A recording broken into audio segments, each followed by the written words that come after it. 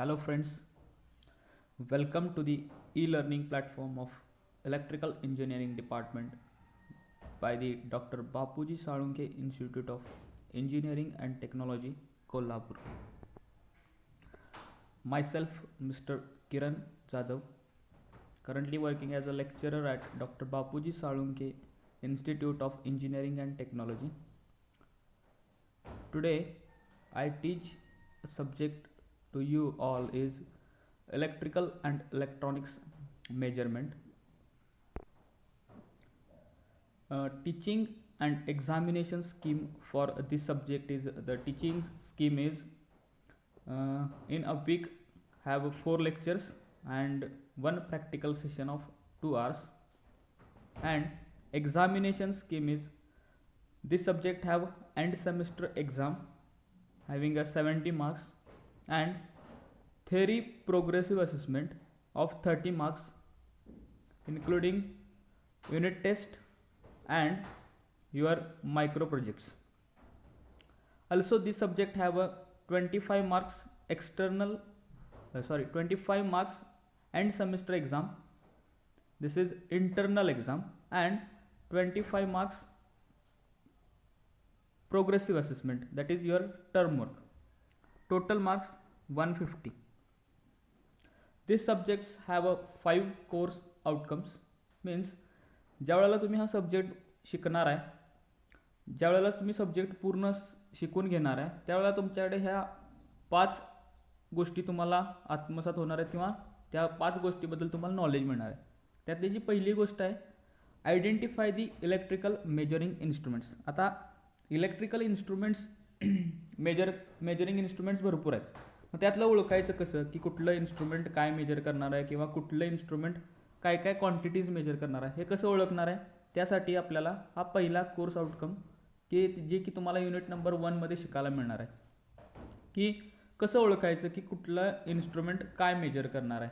आता electrical quantities आपल्याकडे भरपूर आहेत, करंट आहे, व्होल्टेज आहे, पॉवर आहे, एनर्जी आहे, वेगवेगळ्या टाईपच्या गोष्टी आहेत. आता हे सगळं मेजर करताना आपल्याला समजा जर एखादं इन्स्ट्रुमेंट दिलं तर ते आपल्याला त्याच्यावरून ओळखता आलं पाहिजे की हे इन्स्ट्रुमेंट काय मेजर करणार आहे.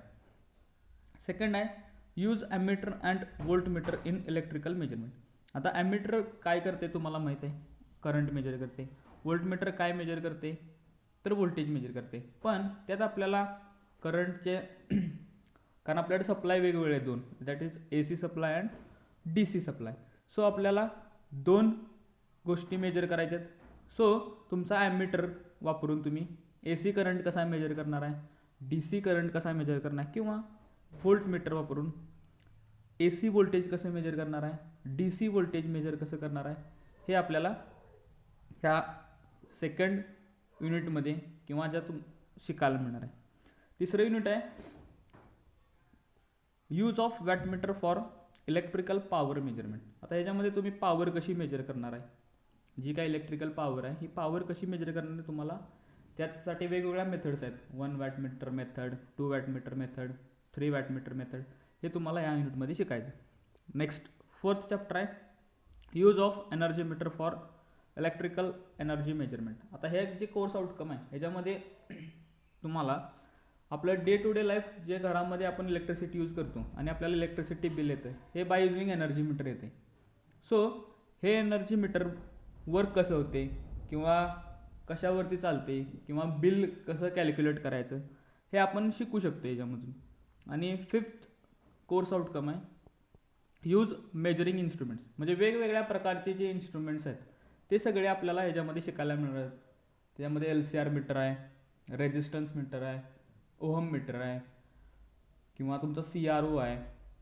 बऱ्यापैकी गोष्टी तुम्हाला ह्याच्यामध्ये शिकायला मिळणार आहेत की मेजरमेंटच्या ज्या काही गोष्टी आहेत की कसं आपण मेजर करू शकते हे सगळं आपल्याला ह्या सिलेबसमध्ये शिकायला मिळणार आहे. आता हा तुमचा सिलेबस कंटेंट आहे. ह्यात तुम्हाला 5 युनिट आहेत.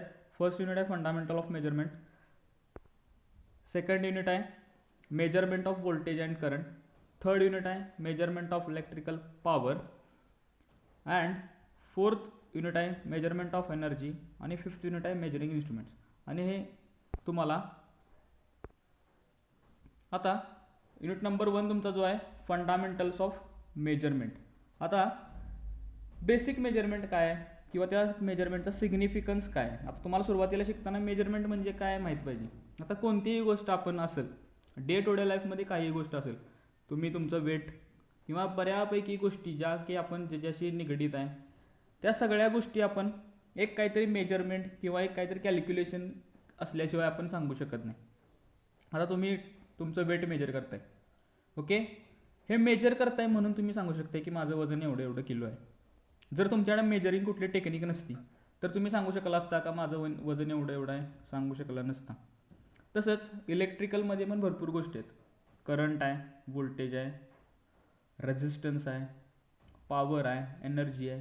ह्या गोष्टी ज्या काय आहेत ह्या गोष्टी आपण विदाऊट मेजरमेंट सांगू शकत नाही. किंवा आपल्याला कोणत्याही गोष्टी जर समजा ह्याच्यामध्ये करायच्या असतील, आपण म्हणतोय की घरात 230 वोल्ट सप्लाय होते, पण तो 230 वोल्ट खरंच येतोय का नाही हे आपल्याला मेजर करायला पाहिजे. ओके, सो मेजरमेंटचं जे काही इम्पॉर्टन्स आहे हे इलेक्ट्रिकल रिलेटेड खूप महत्त्वाचं आहे, म्हणून तुम्हाला हा सब्जेक्ट सिलेबसला दिलेला आहे. सो आता याच्यामध्ये आपल्याला मेजर करताना प्रत्येकाचं युनिट आपल्याला म्हणजे आपण मेजर करताना कुठलीही क्वांटिटी मेजर करताना काय करतोय वेगवेगळ्या युनिट्समध्ये मेजर करतो. ओके, सो तर types of units. So first टाईपचं युनिट आहे दॅट इज MKS. ओके, हे तुम्ही फिजिक्समध्ये फर्स्ट इयरला शिकला असाल की MKS सिस्टीम काय आहे. तरी पण एकदा सांगतो. MKS means metre, M stands for metre, K stands for kilometre and S stands for seconds. Okay, आता मीटर हे युनिट कशाचं आहे आपलं लेंथचं युनिट आहे. किलोग्राम हे युनिट कशाचं आहे तर वेटचं आहे और मासचं आहे. आणि सेकंद हे युनिट कशाचं आहे तर टाईमचं आहे. ओके, सो MKS सिस्टीम म्हणजेच काय metre, kilogram and seconds. Second unit आहे that is your CGS unit that is centimetre, gram and second. Okay, once again centimetre कशाचं युनिट आहे लेंथचं, ग्रॅम युनिट कशाचं आहे वेट किंवा मासचं, आणि सेकंड युनिट कशाचं आहे टाईमचं. ओके, अँड थर्ड युनिट आहे दॅट इज SI युनिट्स.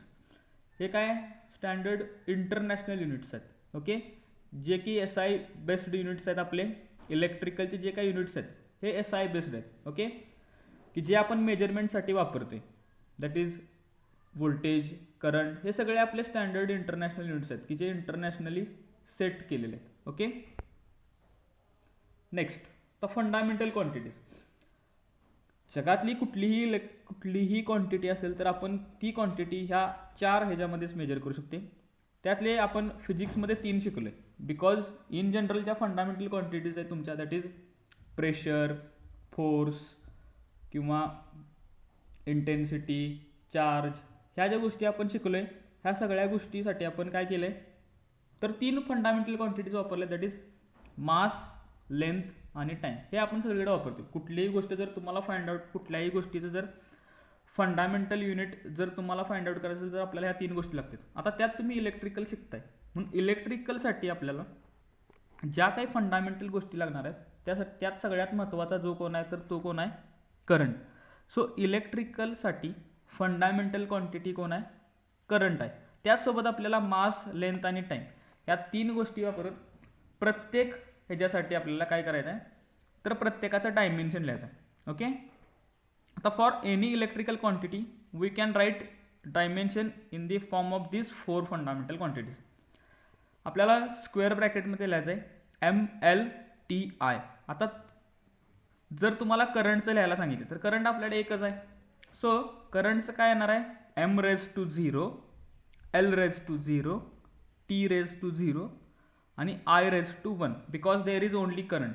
तिथं मास नाही आहे, लेंथ नाही आहे, टाईम नाही आहे किंवा करंट फक्त आहे म्हणून करंट एकच आहे म्हणून तिथं काय आलं I⁻1. Today we can stop here. From tomorrow we can find the dimensions of voltage, resistance, conductance जे की तुम्ही फर्स्ट इयरला बेसिक शिकलाय फंडामेंटल ऑफ इलेक्ट्रिकल इंजिनिअरिंगमध्ये. Okay, thank you.